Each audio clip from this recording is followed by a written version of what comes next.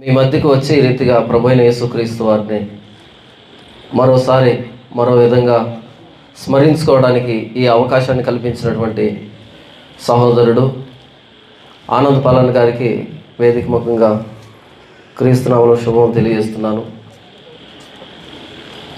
అన్నగారు నాకు గత కొన్ని నెలల క్రితం పరిచయం, ఫోన్లో పరిచయం. అన్న నేను ముఖాముఖిగా చూడలేదు, కానీ వాక్యాన్ని బట్టి ఎంత ప్రేమిస్తాడు అంటే, నిజంగా వాక్యం అంటే చాలా ఆసక్తి అన్నకి. తన పెద్దరికాన్ని ఎప్పుడు నా ఎదుట చూపించలేదు, అదే ఆయన పెద్దరికం. వాక్యాన్ని బట్టి చాలా ప్రేమించాడు. నేను వివరించలేను, కానీ చాలా ప్రేమ నేనంటే వాక్యాన్ని బట్టి అన్నకి, అది మాత్రం చెప్పగలను.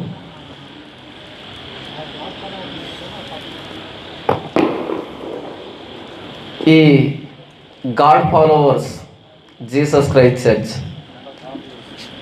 ఒంగోలు, ఈ చర్చ్ వార్షికోత్సవం 5వ సంవత్సరం వార్షికోత్సవం సందర్భంగా ఈ రీతిగా మరొకసారి ప్రభు అయిన యేసుక్రీస్తు వారిని మనం అర్థం చేసుకోవడానికి మనం ఇక్కడ కూడి ఉన్నాం.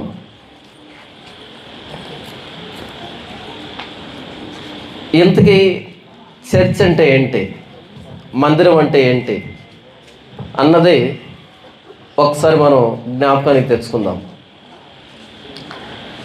అందరం చర్చలు కట్టుకున్నాం. ప్రతి సంవత్సరం వార్షికోత్సవం పేరుతో మరొకసారి మనం చర్చ కట్టుకున్నటువంటి సందర్భాన్ని జ్ఞాపకం తెచ్చుకుంటున్నాం. మంచిది, తప్పు కాదు. అయితే ఇంతకీ చర్చ్ అనేది ఏం పని చేయాలి, లేదా మందిరం ఏం పని చేయాలి అన్నదాన్ని మనం ఆలోచిద్దాం. దీనికి గాను యోహాను సువార్త 2వ అధ్యాయము 13వ వచనం నుంచి 22వ వచనం వరకు ఉన్నటువంటి సందర్భాన్ని నేను చదువుతూ ఉంటాను. చాలా జాగ్రత్తగా నన్ను అనుసరించండి. యూదుల పస్కా పండుగ సమీపింపగా యేసు యెరూషలేమునకు వెళ్ళి దేవాలయములో ఎడ్లను, గొర్రెలను, పావురములను అమ్మువారును, రోగులు మార్చువారును కూర్చుండటం చూసి త్రాళ్లతో కొరడాలు చేసి గొర్రెలను, ఎడ్లన్నింటినీ దేవాలయములో నుండి తోలివేసి రోగులు మార్చువారి రోగులు చల్లివేసి వారి బల్లలు పడద్రోసి పావురములు అమ్మువారితో వీటిని ఇక్కడ నుండి తీసుకొని పొండి, నా తండ్రి ఇల్లు వ్యాపారపుటిల్లుగా చేయకూడని చెప్పాను. ఆయన శిష్యులు, నీ ఇంటిని గూర్చిన ఆసక్తి నన్ను భక్షించునని వ్రాయబడి ఉన్నట్టు జ్ఞాపకం చేసుకున్నది. కాబట్టి యూదులు, నీవు ఈ కార్యములు చేయుచున్నావే, ఏ సూచక్రియను మాకు చూపెదవని ఆయనను అడుగుగా యేసు, ఈ దేవాలయమును పడగొట్టుడి, 3 దినముల్లోగా దానిని లేపుదని వారితో చెప్పాను. యూదులు, ఈ దేవాలయము 46 సంవత్సరములు కట్టిరే, నీవు 3 దినముల్లో దాన్ని లేపుదువా అనిరి. అయితే ఆయన తన శరీరమును దేవాలయమును గూర్చి ఈ మాట చెప్పెను. ఆయన మృతుల్లో నుండి లేచిన తరువాత ఆయన ఈ మాట చెప్పినని ఆయన శిష్యులు జ్ఞాపకం చేసుకొని లేఖనమును యేసు చెప్పిన మాటను నమ్మిరి. ఈ మొత్తం సందర్భాన్ని రేపు వివరిస్తాను. ఇందులో ఒక చిన్న భాగాన్ని మీకు పరిచయ పలుకులుగా వివరిస్తాను. యేసు ప్రభు పస్కా పండుగ సమీపించినప్పుడు యెరూషలేముకి వెళ్ళినప్పుడు అక్కడ దేవాలయంలో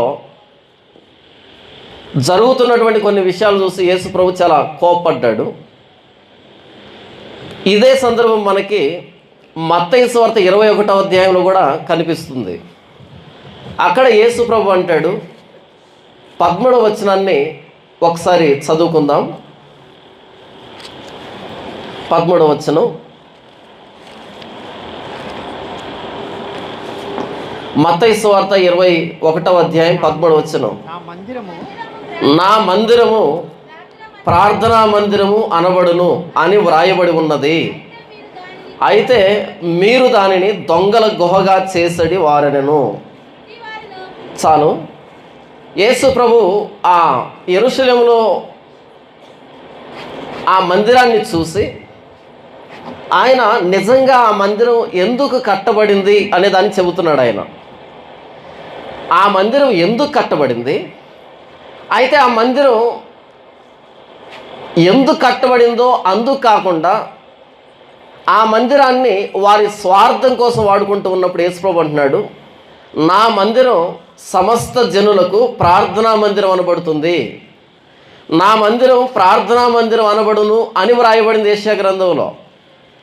మీరు దాన్ని ప్రార్థనా మందిరం కాకుండా వ్యాపార పుటిల్లుగా చేశారు, దొంగల గుహగా చేశారు అని యేసు ప్రభు మాట్లాడుతున్నాడు కదా.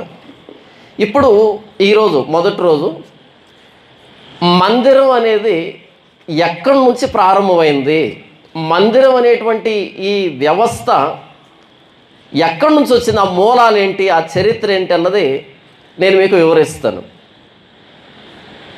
యోహాను సువార్త 2వ అధ్యాయంలో యేసు ప్రభు తన శరీరం అనే దేవాలయం గురించి ఈ మాటలు చెప్పాడు అని ఆయన తిరిగి లేచిన తర్వాత శిష్యులు జ్ఞాపకం చేస్తున్నారు. మందిరం దేన్ని చూపెడుతుందో అంటే ప్రభు అయిన యేసుక్రీస్తు వారి శరీరాన్ని అర్థం చేస్తూ ఉంది. అంతేనా? ఈ దేవాలయాన్ని పడగొట్టండి, 3 దినాల్లో నేను తిరిగి లేపుతాను అన్నాడు యేసు ప్రభు. దేని గురించి అన్నాడంట?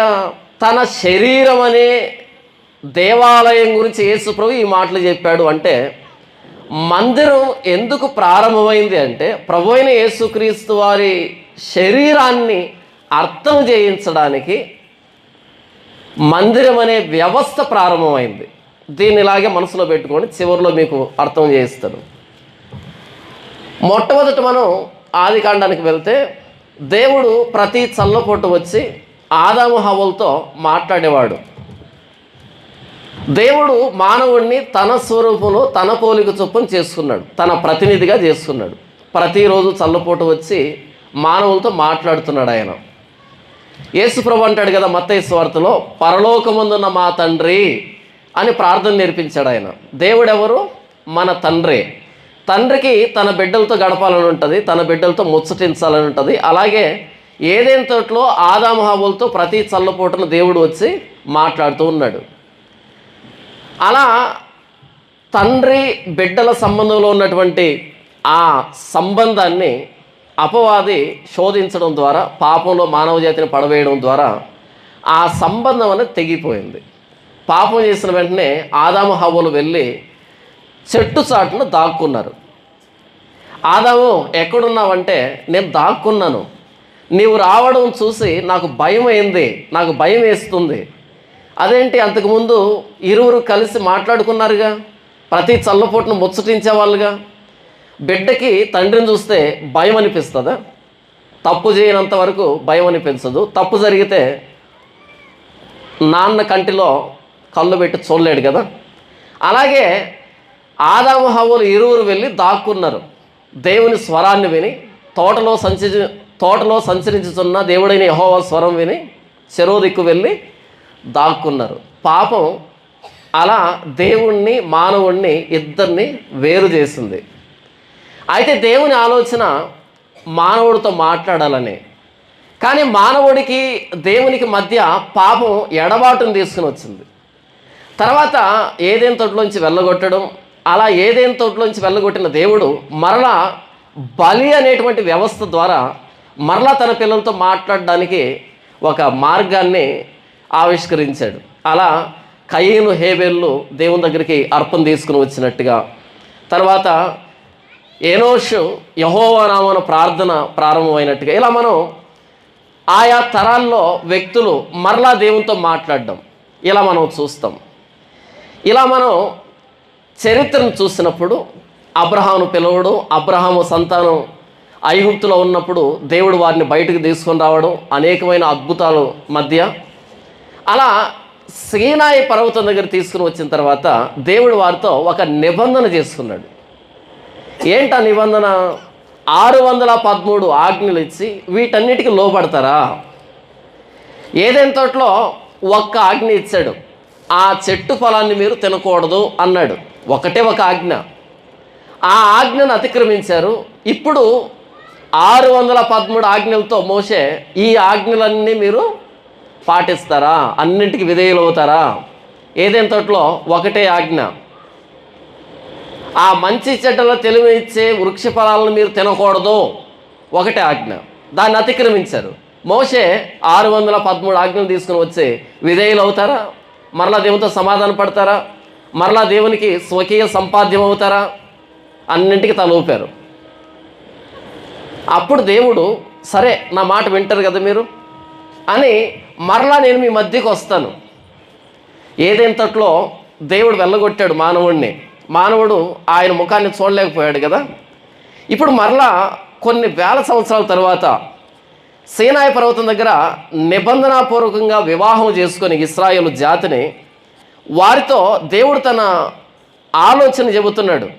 నిర్గమకాండము 25వ అధ్యాయం, నిర్గమకాండము 25వ అధ్యాయము 8వ వచనంలో, నేను వారిలో నివసించున్నట్లు వారు నాకు పరిశుద్ధ స్థలమును నిర్మింపవలెను.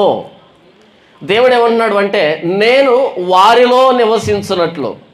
దేవుడు ఏదైనా తోటలో ప్రతి చల్లపూటన మానవుడితో మాట్లాడేవాడు, నివసించేవాడు. అయితే పాపం ఎడబాటును తీసుకుని వచ్చింది.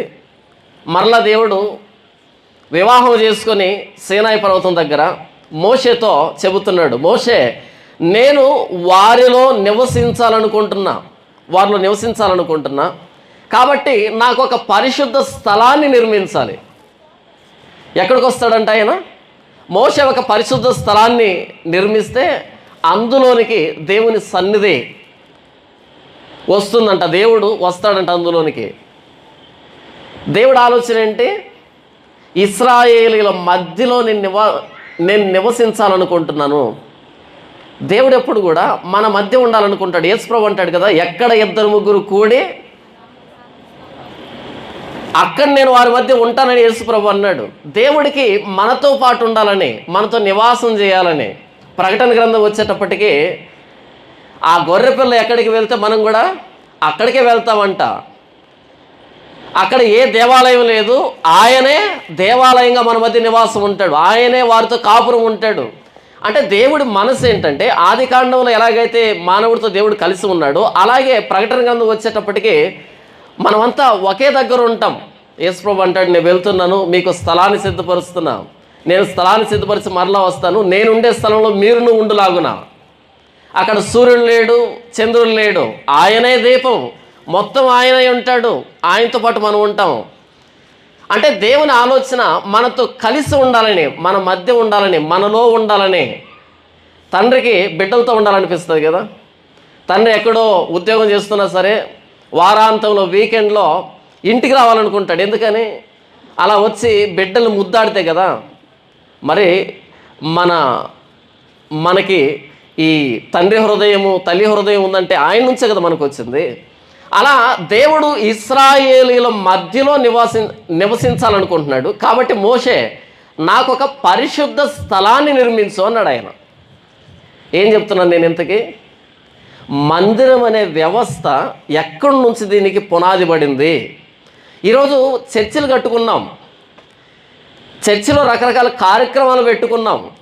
కానీ చర్చ్ అనేది ఏంటి, మందిరం అనేది ఏంటి, ఆయన ఉద్దేశం ఏంటి మందిరం వెనకాలన్నది పూర్తిగా మర్చిపోయాం కాదు, అసలు తెలియదు. అదేంటో మనకి తెలిస్తే కదా మర్చిపోవడానికి. తెలియదు. ఆ వీధిలో ఒకరు చర్చి కట్టుకున్నారు, మా వీధిలో మేము కట్టుకుంటాం. మేమేమైనా వాళ్ళకంటే తక్కువ తిన్నామా? కాబట్టి మేము ఒక 20 మంది ఉన్నాం, మేము కూడా చందాలు వేసుకుంటాం, మేము కూడా చర్చి కట్టుకుంటాం. అలా పక్క వీధులను చూసి మనం చర్చి కట్టుకున్నామే తప్ప, నేను దీని గురించి మాట్లాడటం లేదు. ఫర్ యువర్ కైండ్ ఇన్ఫర్మేషన్, యావత్తు క్రైస్తవ్యాన్ని ఉద్దేశించి మాట్లాడుతున్నాం. ఇక్కడేదో గొడవ వస్తుంది, ఏంటి ఆయన మాట వినేదిక, మనం మన వీధిలో చర్చి కట్టుకుందాం పద. ఇలా బిల్డింగ్లు కట్టుకున్నావు తప్ప నిజంగా మందిరం అనే వ్యవస్థ ఎక్కడి నుంచి ప్రారంభమైంది అన్నది పూర్తిగా దాన్ని విస్మరించాం. ఒకరికి మించి ఒకరు. ఇంతకుముందు ఒక ఆయన ఫోన్ చేసి చెప్తున్నాడన్న, మా ఏరియాలో ఒక ఆయన చర్చి కట్టాడన్న, 150 కోట్లతో చర్చి కట్టాడన్న. దేని కట్టాడంట? 150 కోట్లు, 150 కోట్లతో చర్చి కట్టాడన్న. ప్రపంచంలోనే 2వ అతిపెద్ద చర్చి అన్న. అది చర్చి కాదు, బిల్డింగ్ అంటారు దాన్ని. ఏం చేద్దాం, మన కర్మ ప్రతిదాన్ని చర్చ్ అనాల్సి వస్తూ ఉంది. నేను వారిలో నివసించడానికి నాకు ఒక పరిశుద్ధ స్థలాన్ని నిర్మించాలి, నేను అందులోకి వస్తానన్నాడు దేవుడు. ఇది మందిరానికి పునాది. ఎందుకు పరిశుద్ధ స్థలాన్ని నిర్మించమని చెప్పాడు? దేవుడికి ఇశ్రాయేలీల మధ్యలో నివసించాలి, నా సన్నిధి వారితో పాటు ఉండాలి, అది ఆయన ఉద్దేశం. తర్వాత 33వ అధ్యాయం నిర్గమకాండం. ఇక్కడ ఒక విశేషం చోటు చేసుకుని చూద్దాం. 33వ అధ్యాయము 1వ వచనం నుంచే, మరియు యెహోవా మోషేతో ఇట్లా, నీవు ఐగుప్తు దేశంలో నుండి తోడుకొని వచ్చిన ప్రజలను బయలుదేరి నేను అబ్రహాముతోనూ ఇస్సాకుతోనూ యాకోబుతోనూ ప్రమాణము చేసి నీ సంతానమునకు దీన్ని ఇచ్చేదనని చెప్పిన పాలు తేనెలు ప్రవహించు దేశమునకు లేచిపోండి. నేను మీకు ముందుగా దూతను పంపి కనానీయులను, అమోరీయులను, హిత్తీయులను, పెరిజ్జీయులను, హివ్వీయులను, యబూసీయులను వెళ్ళగొట్టేదను. మీరు లోబడనొల్లని ప్రజలు కనుక నేను మీతో కూడా రాను, త్రోవలో మిమ్మల్ని సంహరించేదనేమో అని మోషేతో చెప్పాను. వింటున్నారా? మీ పితరుడికి ఇచ్చినటువంటి, అబ్రహాంకి ఇచ్చినటువంటి మాట చొప్పున నేను మిమ్మల్ని అయితే వాగ్దాన దేశాన్ని తీసుకుని వెళ్తాను, అయితే నేను రాను మీతో పాటు.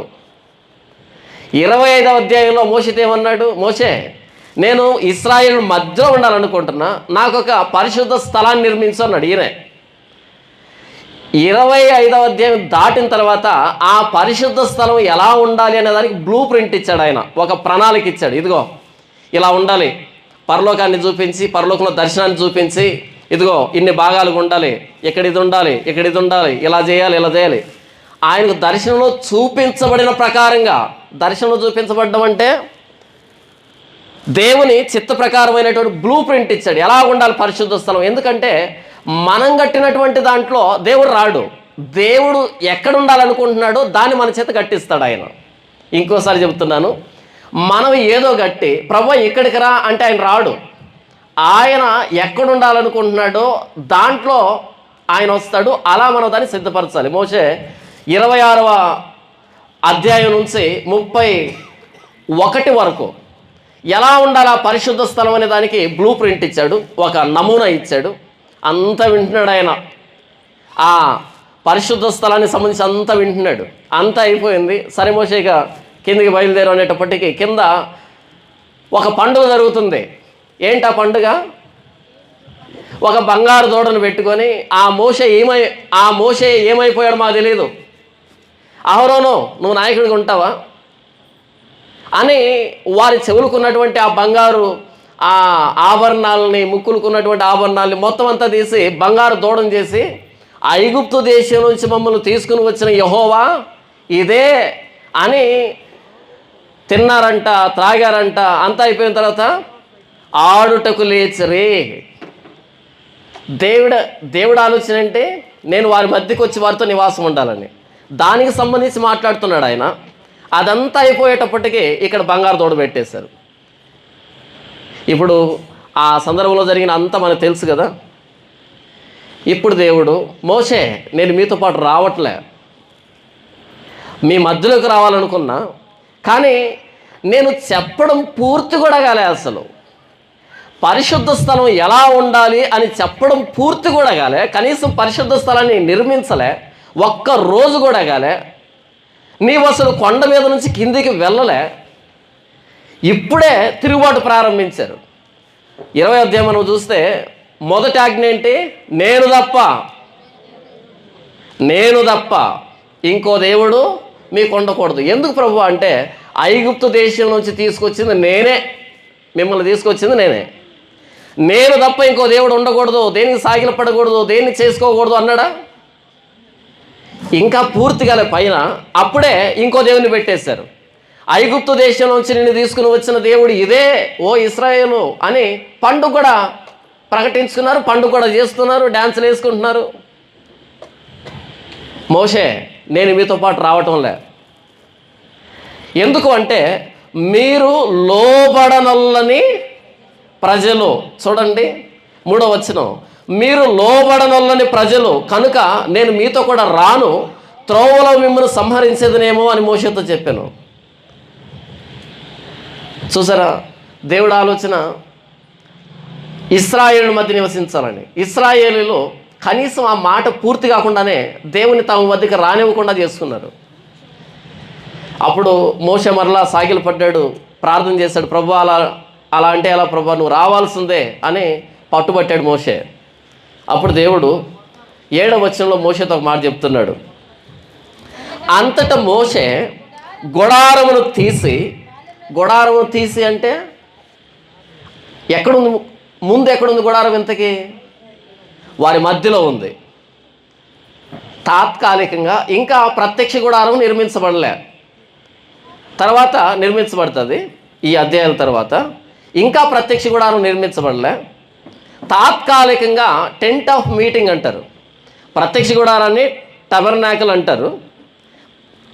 టెంట్ ఆఫ్ మీటింగ్ అంటే సమావేశం. మోషే వెళ్ళి మాట్లాడడానికి, దేవుని సన్నిధి మా మధ్య ఉంది అనడానికి ఒక టెంపరరీ టబర్నాకిల్ అనుకుందాం. టెంపరరీగా తాత్కాలికమైనటువంటి ప్రత్యక్ష గుడారం. అయితే దేవుడు చెప్పినటువంటి బ్లూ ప్రింట్ ప్రకారంగా, ఆ నమూనా ప్రకారంగా ఇంకా పూర్తిగా కట్టలే. తాత్కాలికంగా ఇశ్రాయేలు మధ్య దేవుని సన్నిధి ఉంది అనడానికి ఒక ప్రత్యక్ష గుడారం ఉండేది తాత్కాలికంగా. అంతటా మోషే గుడారమును తీసి, ఏ గుడారం తీసి? ఇశ్రాయేలీల మధ్యలో ఉన్నటువంటి గుడారాన్ని తీసి పాలెము వెలుపలికి వెళ్ళి పాలెమునకు దూరంగా దాన్ని వేసి దానికి ప్రత్యక్ష గుడారం అని పేరు పెట్టాను. ఎందుకు ఆ మధ్యలోంచి గుడారం తీసివేయబడిందంటే దేవుడు అసహ్యపడ్డాడు. దేవుణ్ణి ఉంచలే, వెళ్ళగొట్టారు వాళ్ళు. దేవుణ్ణి వెళ్ళగొట్టారు లోబడనొల్లని ప్రజలు. అలా మధ్యలో ఉన్నటువంటి ఆ టెంపరరీ టెబర్నాకిల్ని, తాత్కాలికమైన ఆ ప్రత్యక్ష గుడారాన్ని తీసి పాలానికి దూరంగా, ఎక్కడ? నేను వారి మధ్యలో నివసించాలి అని దేవుడు చెబితే మధ్యలో దేవుని సన్నిధి ఉంటే దానిని పాలానికి దూరంగా వేయి మోషే, దూరంగా అక్కడ వేయి. యెహోవాను వెదికిన ప్రతివాడును పాలెమునకు వెలుపల ఉన్న ఆ ప్రత్యక్ష గుడారమునకు వెళ్ళుచు వచ్చెను. పాలానికి దూరంగా వేశాడంట. ఎందుకు దూరంగా వేశాడు? అందరు రాకూడదు. పాలానికి దూరంగా ఎందుకు వేశాడు? అందరు రాకూడదు. ఎవరు రావాలి? యెహోవాను వెదికినవాడు, వెదకాలనుకునేవాడు మాత్రమే రావాలి. అంతేనా దాని ఉద్దేశం? మనం ఏం కోరుకుంటాం చెప్పు? ఇప్పుడు అన్నున్నాడు, లేదా నేనున్నాను, పాస్టర్లు ఏం కోరుకుంటారు? ఏంటి చాలామంది ఖాళీగా ఉన్నారే, ఇంకో 50 మంది వచ్చినా బాగుండే కదా, ఇంకో 50 మంది వస్తే బాగుండగా. ఎందుకు బాగుంటుంది చెప్పు? నీ కానుక బాగుంటుంది, దేవుని దృష్టికి కాదు. యెషయా గ్రంథాన్ని చదివితే నా ఆవరణాలు తొక్కడానికి మిమ్మల్ని రమ్మన్న వాడేవాడు ప్రశ్న. బైబిల్ చదవం. నాకు ఆశ, ఎందుకంటే ఇంకాస్త ఎక్కువ కాసులు రాలుతాయని ఎక్కువ మంది వస్తే. కానీ దేవుడు ఏమంటారు తెలుసా? అసలు ఎవడు రమ్మన్నా నిన్ను? దేవుడు అంటాడు, ఏం పాల్ వాడికి పాంప్లెట్ ఇచ్చావా? ఎందుకు ఇచ్చావు? మనకు వినబడటంలే. నా సన్నిధి ఆవరణాలు తొక్కడానికి మిమ్మును రమ్మన్న వాడేవాడు ప్రశ్నార్థకం. యెషయా గ్రంథం 1వ అధ్యాయం చదవండి. మన ఆలోచన ఏంటి? ఫోన్ చేస్తారు రేపు అన్న, ఏ రాలేదే నిన్న, ఏ రాకపోతే నష్టమా? చర్చిలు కట్టుకున్నాం, నిండాలంతే. వాళ్ళు ఎందుకు వచ్చారు, ఎలా వచ్చారు, మాకొద్దదంతా, చర్చి నిండాల. మన కాన్సెప్ట్ ఏంటి? చర్చి నిండాల. సారీ, మోషే ఆలోచన అది కాదు. పాలానికి దూరంగా వేసి యెహోవాను వెదికేవాడు అక్కడికి రావాలి. లేదండి మాకు టైం లేదు, అక్కడ దూరంగా వేశాడు, అంత దూరం ఎవడు పోతాడు, మాకు పనులు ఉన్నాయి. మంచిది, రావద్దు. ఎందుకు దూరంగా వేశాడు ఆయన? అందరు రావద్దని. దూరం ఉందని పని కల్పించుకొని, వెసలుబాటు కల్పించుకొని ఎవడొస్తాడు? యెహోవాను వెదికేవాడు వస్తాడు. దేవుడికి ఎవరు కావాలి? యెహోవాను వెదికేవాడు కావాలి. అసలు ప్రత్యక్ష గుడారం ఎందుకు తీయమన్నాడు? లోబడనొల్లని ప్రజలు. ఈరోజు చర్చి నిండా ఎవరు వస్తున్నారు? ఎవరైతే రాకూడదని దేవుడు అంటున్నాడో వాళ్ళంతా వచ్చి కూర్చున్నారు. మనకు ఆ విచక్షణ పోయింది. క్రైస్తవ సమాజానికి విచక్షణ పోయింది. ఎవరు వస్తున్నారు, ఎందుకు వస్తున్నారు, విచక్షణ పోయింది. ఒక్క కుర్చీ కూడా ఖాళీ కనపడకూడదు. ఒక్క కుర్చీ ఖాళీ కనపడితే ఎంత లోపల వెళుతుంటుందో. చిన్న మంద భయపడకండి. ఎక్కడ 200 మంది 300 మంది కొడతారో అందులో యేసు ప్రభు ఎక్కడ 2 3. ఎందుకంటే జీవానికి పోయే దారి నేషనల్ హైవే కాదు. అది అందరూ ఒకరి భుజం మీద ఒకరు చేసుకుని అలా వెళ్ళడానికి అది ఇరుకు దారి. దాన్ని కనుగొనేవారు కొందరే. ఈరోజు కోట్ల మంది వస్తున్నారు క్రైస్తవులోనికి అనుకుంటున్నాం కదా, అలా మనం మోసపోతున్నాం కదా. కొందరే జీవానికి వచ్చేది. అందులో మనం ఉంటే మేలు, మంచిది. ఇంతమందిలో ఒక్కడొస్తే మేలు, మంచిది. మోషే గుడారాన్ని తీసి పాలానికి దూరంగా వేయి. ప్రభా ఇంత దూరం ఎవరు వస్తారు? నన్ను వెతికేవాడు వస్తాడు. మరి మిగతా వాళ్ళకి బోల్డని పనులు ఉన్నాయి, వాళ్ళ పనుల్లో వాళ్ళని వెళ్ళమని చెప్పు. ఎవరిని భంగపడకు, నన్ను వెతికేవాడే వస్తాడు. అంటే ఆ గుడారం దేనికంటే యెహోవాను వెతికేవాడి కోసం వేయబడిన గుడారం. అది మందిరం ఎలా ప్రారంభమైంది అనేదని చెప్తున్నాను. అలా 34వ అధ్యాయం నుంచి మనం చదువుకుంటూ వెళ్తే చివరికి 40వ అధ్యాయం వచ్చేటప్పటికి 40వ అధ్యాయంలో దేవుడు 26 నుంచి చెప్పాడు చూసారా, 31 వరకు ఆ బ్లూ ప్రింట్ ఇచ్చాడు చూసావా, అదంతా చేశాడు ఆయన. మోషే చేయించాడు దగ్గరుండి. అలా చేసి చూడండి 17వ వచనం, 40వ అధ్యాయం 17వ వచనం. 2వ సంవత్సరం మొదటి నెలలో మొదటి దినమున మందిరము నిలవబెట్టబడెను. అక్కడ మందిరం నిలవబెట్టబడింది. మందిరం ఒక రూపం సంతరించుకుంది. ఏ రూపం?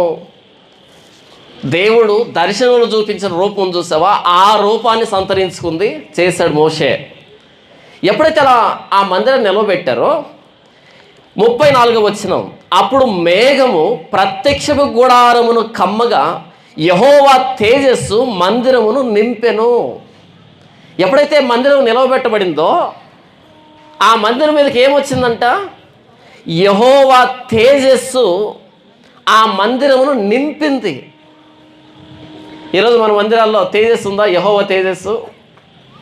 డిస్కో లైట్లు ఉన్నాయి కదా. మనం కట్టుకున్న మందిరాలు ఏమున్నాయి?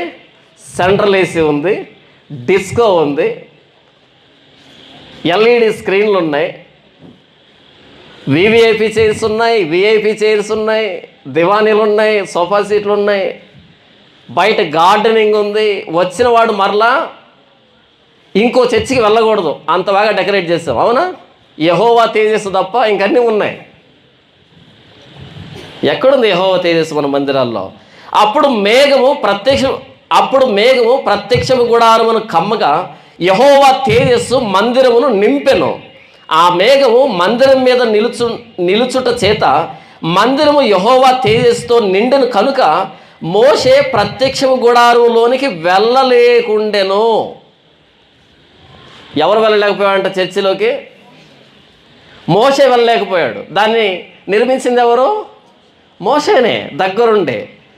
ఎప్పుడైతే యెహోవా తేజస్సు వచ్చిందో మోషే లోపలికి వెళ్ళలేకపోయాడు. ఎందుకని? యెహోవా తేజస్సు నిండిపోయింది. దేవుడు వచ్చేసాడు,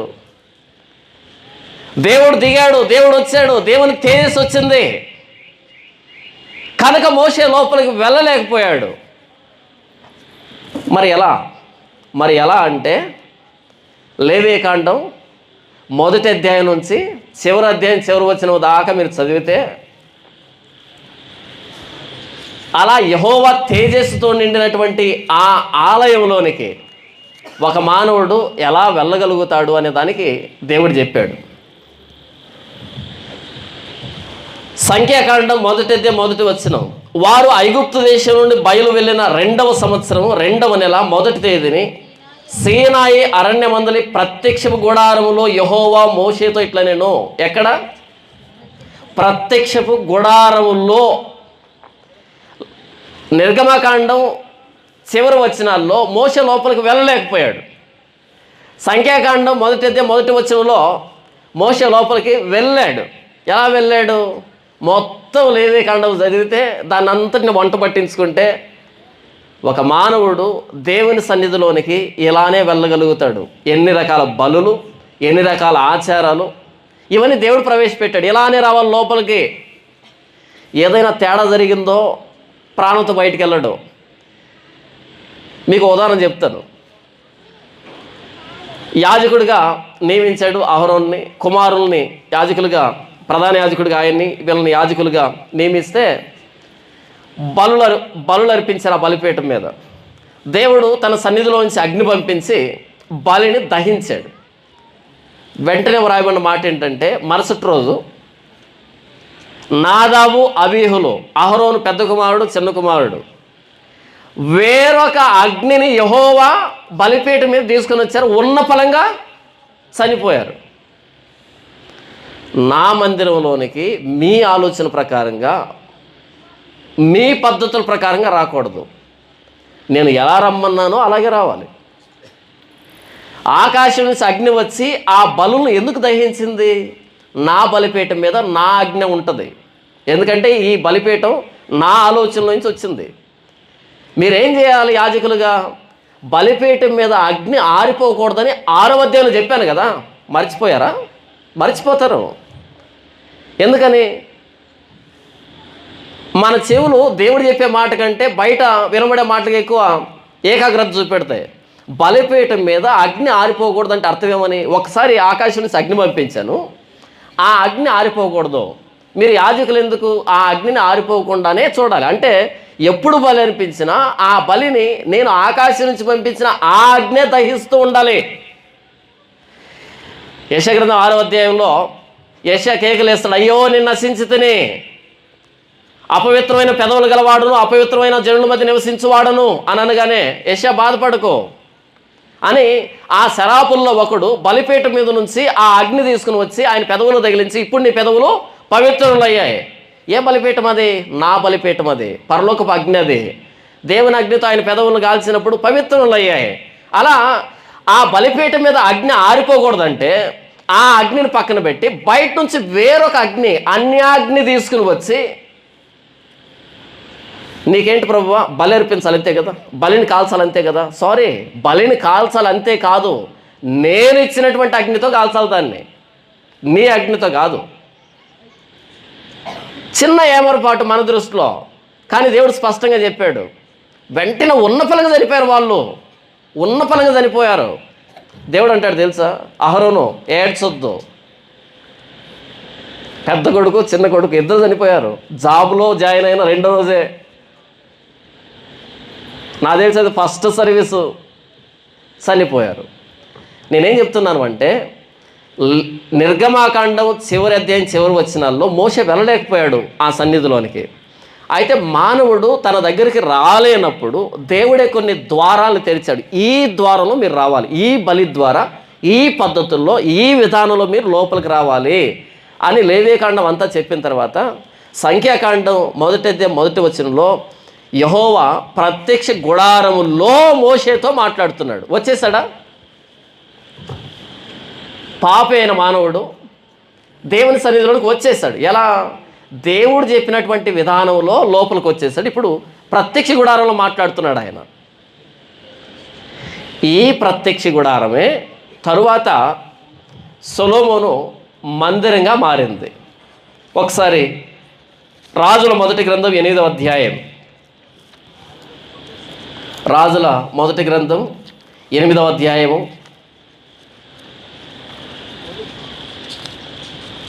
14వ వచనం చూడండి.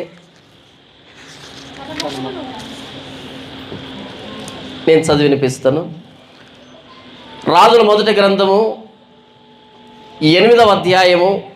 మీకు మందిరం సంపూర్తయినటువంటి విషయం మనకి ఎక్కడ కనపడుతుంది అంటే ఈ 6వ అధ్యాయం, క్షమించండి, 6వ అధ్యాయం చివరిలో మనకు కనబడుతుంది. 38వ వచనం, 11వ సంవత్సరం భూలోను 8వ మాసమున దాని ఏర్పాటు చొప్పున దాని ఉపభాగములన్నింటితోనూ మందిరము సమాప్తమాయను. మందిరాన్ని కట్టించాడు 7 సంవత్సరాలు. తర్వాత 8వ అధ్యాయంలో ఆ మందిరం ఇనాగురేట్ చేస్తున్నాడు, మందిరాన్ని ఇనాగ్రేట్ చేస్తున్నాడు, ప్రారంభిస్తున్నాడు. 10వ వచనం, యాజకులు పరిశుద్ధ స్థలములో నుండి బయటికి వచ్చినప్పుడు, ఆ మందిరాన్ని 3 భాగాలుగా చేశాడు, మనకు తెలిసిందే కదా, ఆవరణము, పరిశుద్ధ స్థలము, అతి పరిశుద్ధ స్థలము. యాజకులు పరిశుద్ధ స్థలము నుండి బయటికి వచ్చినప్పుడు మేఘము యెహోవా మందిరమును నింపెను. ఇదే మేఘం మనకి ఎక్కడ కనబడుతుంది? ప్రత్యక్ష గుడారం సంపూర్తి అయిపోయిన తర్వాత అక్కడ కనబడుతుంది. అదే ప్రత్యక్ష గుడారం స్థిర నివాసాన్ని ఏర్పాటు చేసుకుని సొలొమోను పరిపాలనలో మందిరముగా. ప్రత్యక్ష గుడారం పోర్టబుల్ టెంపుల్ అనుకుందాం, ఒక దగ్గర నుంచి ఒక దగ్గరికి మోసుకొని వెళ్తారు, మరలా అక్కడ దాన్ని బిగిస్తారు. ఇలా ప్రయాణంలో ఒక చోటు నుంచి మరో చోటికి ప్రయాణం చేసేటువంటి మందిరం అది ప్రత్యక్ష గుడారం. దానికి స్థిర నివాసాన్ని యెరూషలేములో సొలొమోను కట్టించాడు.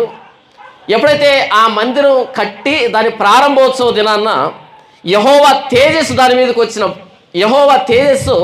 వచ్చిందంట. కాబట్టి యెహోవా తేజో మహిమ యెహోవా మందిరంలో నిండుకొనగా ఆ మేఘమున్న హేతువు చేత యాజకులు సేవ చేయుటకు నిలువలేకపోయేరే. మరలా యాజకులు లోపలికి వెళ్ళలేకపోయారు, వాళ్ళ పర్యవేక్షణలోనే జరిగింది అంత నిర్మాణం. ఎప్పుడైతే యెహోవా మహిమ వచ్చిందో దాని లోపలికి వెళ్ళలేకపోయారు యాజకులు. ఏంటి దీని అర్థం అంటే, దేవుడు మరలా తన నివాసాన్ని ఇశ్రాయేలు మధ్యకి తీసుకుని వచ్చాడు. ఇశ్రాయేలు మధ్య ఆ అతి పరిశుద్ధ స్థలంలో ఆయన మహిమ ద్వారా ఆయన నివాసం ఉంటున్నాడు వారి మధ్య. తర్వాత మనం అంతా చదువుకుంటే దేవుడు చెబుతాడు, మీరు కనుక నా మాటలు వినకుండా నాకు వ్యతిరేకంగా తిరగబడితే ఈ మందిరాన్ని నేనే తగలబెట్టిస్తా. ఏం చేస్తాడంటే దేవుడు, నా మాటలు విన్నంత వరకే నీకు మర్యాద, ఈ మందిరానికి మర్యాద. ఎప్పుడైతే నా మాట వినలేదనుకో నేనే శత్రువులు ఏలగొట్టి పిలుస్తాను, నేనే దగ్గరుండి తగలబెట్టిస్తాను. ఇలాంటివి మనకు కనబడవు కదా బైబిల్లో, మనకి ఇలాంటివి కనపడవు. ఎప్పుడైతే మనం దేవునికి వీపు చూపెడతామో, అవిధేయత చూపెడతామో, దగ్గరుండి కూల్చే బాధ్యత కూడా ఆయనదే.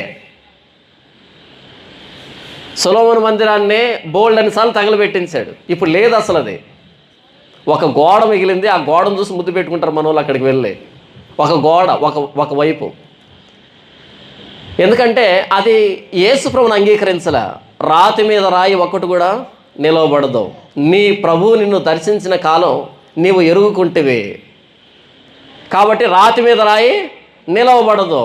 ఏమి లేదు, ఒక మొండి గోడ మిగిలింది, అది కూడా హేరోదు కట్టించినటువంటి గోడ. అది నేనేం చెప్తున్నాను, ఇంతకీ యాజకులు లోపలికి వెళ్ళలేకపోయారు. కారణం ఏంటంటే దేవుని సన్నిధి వచ్చింది కాబట్టి. దేవాలయం అంటే మానవుడు దేవుణ్ణి కలుసుకునే చోటు, దేవుడు నివాసం ఉండేటువంటి తన సన్నిధిని ఉంచే చోటది. సొలొమోను అంటాడు, నీవు నీ దేవుని మందిరానికి వెళ్ళేటప్పుడు నీ ప్రవర్తన జాగ్రత్తగా చూసుకో అంటాడు. ఏ పాస్టర్ ఈ ముక్క చెప్తున్నాడు చెప్పు? నీ ప్రవర్తన సరిగ్గా ఉంచుకో అని చెప్పటంలే. దశమాగం తెస్తున్నావా లేదా అని అడుగుతున్నారు, కానుకలు తెస్తున్నారా లేదా అని అడుగుతున్నారు. అసలు మందిరం అనేది ఏంటి? ఈరోజు మనం ఎలా వాడుకుంటున్నాం దాన్ని? ఒక ఆయన చెప్తున్నాడు ఇంతకుముందు ఫోన్ చేసి, మేము రూమ్లో ఉన్నప్పుడు, అన్న మా పక్క వీధిలో పండుగ. ఏం పండుగ అంటే కృతజ్ఞతార్పణ పండుగ. ఏం పండుగ అంట? వీళ్ళని ఏం చేస్తే పాపం వస్తుందో నాకు తెలియదు, కానీ కృతజ్ఞతార్పణ పండుగ. ఇంతగా కాన్సెప్ట్ ఏంటంటే, ఈ సంవత్సరం అంతా దేవుడు నిన్ను కాపాడాడు కాబట్టి దేవుడికి నువ్వు ఏమి ఇస్తావు.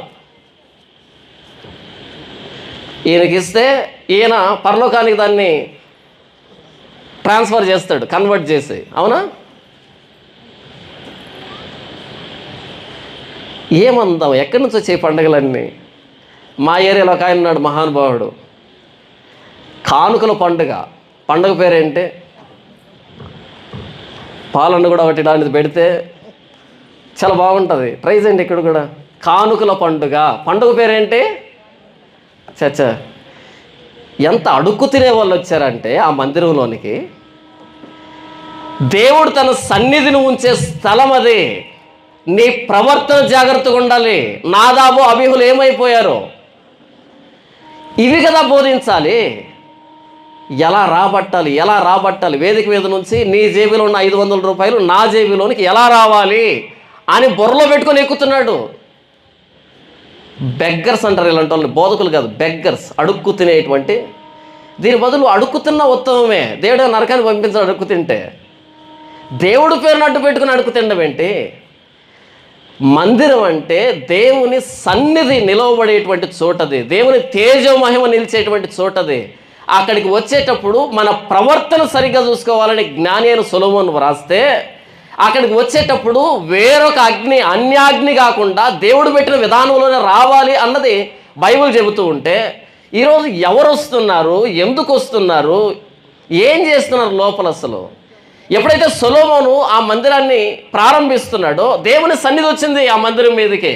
యాజకులు లోపలికి వెళ్ళలేకపోయారు. దేవుడు ఆ రోజు చెప్పాడు, సొలొమోను నీ ప్రార్థన విన్నా, అయితే ఎప్పుడైతే నాకు తిరుగుబాటు చేస్తావో, ఎప్పుడైతే ఇశ్రాయేలు తిరుగుబాటు చేస్తారో, ఈ మందిరాన్ని నేనే దగ్గరుండి తగలబెట్టిస్తా, నేనే దగ్గరుండి అపహాస్యానికి, అవమానానికి, నిందకు హేతువుగా చేస్తా, నేనే చెప్పాడు దేవుడు. తర్వాత చరిత్రలో బోలెడన్ని సార్లు కూలద్రోయబడింది, తగలబెట్టబడింది. మీరు యెజ్రెయెలు గ్రంథాన్ని చూస్తే జెరుబ్బాబెలు వచ్చి మందిరానికి పునాది వేస్తాడు. పునాది వేస్తే కొంతమంది ఆనందంగా కేకలేస్తారు, మాకు మందిరం వచ్చేసిందో అని. కొంతమంది ఏడుస్తారు. ఎందుకని? పాత మందిరాన్ని చూసిన వాళ్ళు యెహోవా మహిమ రాలేదే, యెహోవా తేజస్సు రాలేదే. ఆ రోజు పాత మందిరం మీదకి యెహోవా తేజస్సు వచ్చింది కదా, ఈ మందిరంలో ఏ తేజస్సు లేదు, మనం ఊరికే కేకలేస్తున్నా తప్ప. అంటే వీళ్ళు చూడలే, కొత్త తరం వాళ్ళు పాత మందిరం ఆ వైభవం ఏంటో తెలియదు వీళ్ళకి. ఇంతే కదా మందిరం అంటే, ఇంకేముంటుంది? సారీ, సొలొమోను సంపూర్తి చేసినప్పుడు మహిమ వచ్చింది, దేవుని మహిమ వచ్చింది, యాజకులు వెళ్ళలేకపోయారు. అది దాని పూర్వ చరిత్ర. ఇప్పుడు జెరుబ్బాబెలు నాయకత్వంలో కట్టబడిన ఈ మందిరం రాళ్లతో, దూలాలతో, బంగారుతో కట్టబడింది తప్ప యెహోవా తేజస్సు లేదు. యెహోవా తేజస్సు లేనప్పుడు అది బిల్డింగ్ మాత్రమే, అది నిర్మాణం మాత్రమే, అంతే, అంతకుమించి ఇంకేం లేదు. యెహోవా తేజస్సు వస్తే నేను ఇక్కడ ఉన్నాను అని దేవుడు నిర్ధారణ చేశాడని అర్థం. యెహోవా తేజస్సు లేకుండా ఆకాశం ఎత్తు, బుర్జు ఖలీఫాకి 10 రెట్లు ఎక్కువ కట్టినా సరే that is just a building. అది బిల్డింగ్ మాత్రమే, అంతే, అంతకుమించి ఇంకొకటి లేదు. ఎంత శృంగారించినా, ఎంత అలంకరించినా అది బిల్డింగ్ మాత్రమే. మొన్న ఒక ఆయన వెళ్ళాడు కెమెరా పట్టుకొని, బెల్లంపల్లికి వెళ్ళాడు, మొత్తం అన్నీ చూపెడుతున్నాడు. ఎలా దేవుడు ఎంత గొప్పోడో చూడు, ఈ టైల్స్ చూడు, ఈ చెట్లు చూడని. అదే కెమెరా పట్టుకొని తాజ్మహల్ దగ్గరికి వెళ్ళు, సమాధి, అది ఇంకా బాగుంటుంది, ఇంకా బాగుంటుంది. నిజం, దేవుని సన్నిధి లేనప్పుడు, దేవుని తేజమహిమ లేనప్పుడు అది బిల్డింగ్ మాత్రమే, కట్టడం మాత్రమే. ఏ అపోస్తలుడైనా టచ్ అన్నాడా? అనలేదు కదా. మనం అంటున్నాం, సిగ్గు శరం లేకుండా మరలా మందిరం అని మనమే వీడియోలు చేసుకుంటున్నాం. ఉండదు కొంచెమైనా. యెహోవా తేజమహిమ లేనప్పుడు అది బిల్డింగ్ మాత్రమే. కొంతమంది ఏడుస్తున్నారు, ఇది కాదు మందిరం, సొలొమోను కట్టించిన మందిరం మీద దేవుని మహిమ వచ్చింది, ఇందులో లేదు, ఇది కాదు మందిరం అని కొంతమంది ఏడుస్తున్నారు. ఆ గత చరిత్ర తెలియని వాళ్ళు కేకలేస్తున్నారు, ఏదైతే మందిరం వచ్చేసింది, అది బిల్డింగ్, మందిరం కాదు. అది దేవుని మహిమ లేనప్పుడు అది బిల్డింగ్ మాత్రమే. పాత వ్యక్తులకు తెలుసు ఇది కాదు మందిరం అని, కొత్త వ్యక్తులకు తెలియదు. ఏదో ఒకట్లే వచ్చేసిందిగా. ఏంటి ట్రయాంగిల్ షేప్లో స్లాబ్ వేసి పైన సిలువ పెడితే చర్చ్ అయిపోతుందా? మ్యాప్ పాయింటింగ్లో చర్చ్ అవుతుందేమో, దేవుని దృష్టిలో చర్చ్ అంటారు దాన్ని. దేవుడి మహిమ ఎక్కడ మన చర్చిల్లో? ఒక పాపి దేవుణ్ణి కలుసుకోవడానికి వచ్చే స్థలం కదా మందిరం అంటే.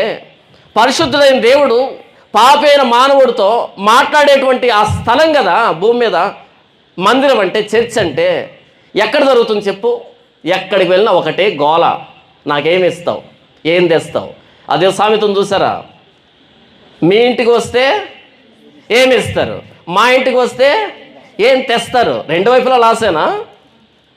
రెండు వైపులా లాసే. సంవత్సరానికి ఎన్ని పండుగలు, సంవత్సరానికి ఎన్ని కార్యక్రమాలు, ప్రతి కార్యక్రమం సారాంశం ఏంటంటే భిక్షాందేహి, భిక్షాందేహి. అదే ఎక్కడే కాదు, మొత్తం క్రైస్తవ ప్రపంచంలో అడుక్కోవడం తప్ప ఇంకొక కార్యక్రమమే లేదు చూడు. అరే బైబిల్లో ఎంతసేపు అదే రాయబడిందా? కాను గురించి రాయబడిందా? మిమ్మల్ని దీవిస్తాడు, మిమ్మల్ని దీవిస్తాడు, మిమ్మల్ని దీవిస్తాడు. సారీ, దీవించడు. అన్నింటికంటే శ్రేష్టమైన దీవెన ప్రభువైన యేసుక్రీస్తు వల్ల మన పాప క్షమాపణ. ఏ దీవెన కావాలి నీకు? సొలొమోను మందిరం మీద దేవుని తేజమహిమ వచ్చింది. ఎజ్రా గ్రంథంలో జెరుబ్బాబెలు కట్టించిన మందిరం మీదకి యెహోవా తేజస్సు రాలే, అందుకని ఏడుస్తున్నారు పాత తరం వ్యక్తులు. కొత్త తరం వ్యక్తులకు ఏం తెలిసి ఇదంతా? ఏమీ తెలియదు. ఎల్ఈడి ఉంటే చాలు, ఏసీ ఉంటే చాలు, గార్డెన్ ఉంటే చాలు, 10 ఎకరాల్లో కొడితే చాలు. ఆ డోమ్ అమెరికా నుంచి తెప్పించారు, ఆహా ఓహో. ఆ సిలువ ఇజ్రాయిల్ తెప్పించారు. మొన్న ఒక ఆయన చెప్తున్నాడు, ఒక ఒలివ చెట్టు ఉంది ఆయన చర్చి ప్రాంగణంలో, ఈ ఒలివ చెట్టు అంట ఇజ్రాయిల్ని తెప్పించారంట. ఏం చేద్దాం మరి? ఆ ఒలివ చెట్టు నుంచి, ఆ ఒలివ చెట్టును అంటున్నా, ఆ ఒలివ చెట్టు అంట ఎక్కడి నుంచి తెప్పించారు? ఏం మన నర్సరీలో దొరకదా? నర్సరీ లేవా ఈ పక్క మీకు? నర్సరీలో అమ్ముతారు, 80 రూపాయల చెట్టు, డబ్బుదంట కదా. అదొక గొప్ప, అక్కడ నుంచి వచ్చింది అది. ఆ చర్చ్ ఎదురుగా వాళ్ళంత దూరంలో ఒక చిన్న గుంత తవ్వుతున్నారు. అదేంటో తెలుసా అన్నాడు. తెలీదు అన్న. అది బెతెస్దా అనే కోనేరు. ఏం మాట్లాడదాం? ఆ చెట్టు ఇజ్రాయిల్ని తెచ్చారు, ఆ సిలువ అమెరికా నుంచి తెచ్చారు, ఆ గుంత బెతెస్దా అనే కోనేరు. నిజమా? ఆ చెబుతున్న ఆయన డాక్టరు. అంటే బెతెస్దాని కోనేరు కట్టి డాక్టర్ పదవికి రిజైన్ చేస్తాడేమో మరి. చేయాలా వద్దా? అది బెతెస్దాని కోనేరు అయినప్పుడు, ఈయన డాక్టర్ అయినప్పుడు ఇమ్మీడియట్గా ఏం జరగాల? ఎప్పుడైతే అది ఫ్లోరింగ్ వేసి నీళ్లు పడతారో ఇమ్మీడియట్గా డాక్టర్ పదవికి రిజైన్. ఎందుకని? అక్కడేముంది హాస్పిటల్లో? వద్దొద్దు, నేను తీసుకొచ్చి అందులో ముంచండి, స్వస్థత. మళ్ళీ దానికి రిజైన్ చేయడం. ఇది మాత్రం బెతెస్దాని కోనేరే. ఎన్ని తమాషాలు ఇవి! నేనేం చెప్తున్నాను అంటే, మందిరము అంటే దేవుడు మానవుడితో మాట్లాడే స్థలం, దేవుడు నివాసం ఉండేటువంటి స్థలం. ఆ మందిరానికి వచ్చేటప్పుడు మన ప్రవర్తన సరిగ్గా చూసుకోవాలని సొలొమోను చెప్తున్నాడు. ఆ మందిరంలోనికి దేవుడు చెప్పిన విధానంలో కాకుండా మన సొంత ఆలోచనతో వస్తే అక్కడికక్కడే ప్రాణం పోతుందని లేవియకాండంలో నాదాబు అబీహుల ద్వారా మనకు నిరూపితమైంది. జెరుబ్బాబెలు కట్టించిన మందిరం బిల్డింగ్ మాత్రమే, దాని మీదకి యెహోవా తేజమహిమ రాలే. మందిర చరిత్రను చెబుతున్నాను. ఇప్పుడు యోహాను సువార్త 1వ అధ్యాయం 14వ వచనానికి మనం వస్తే, ఆ వాక్యము శరీరధారి అయి కృపా సత్య సంపూర్ణుడిగా మన మధ్య నివసించెను అనుంది అక్కడ. ఆ వాక్యము ఏ వాక్యము?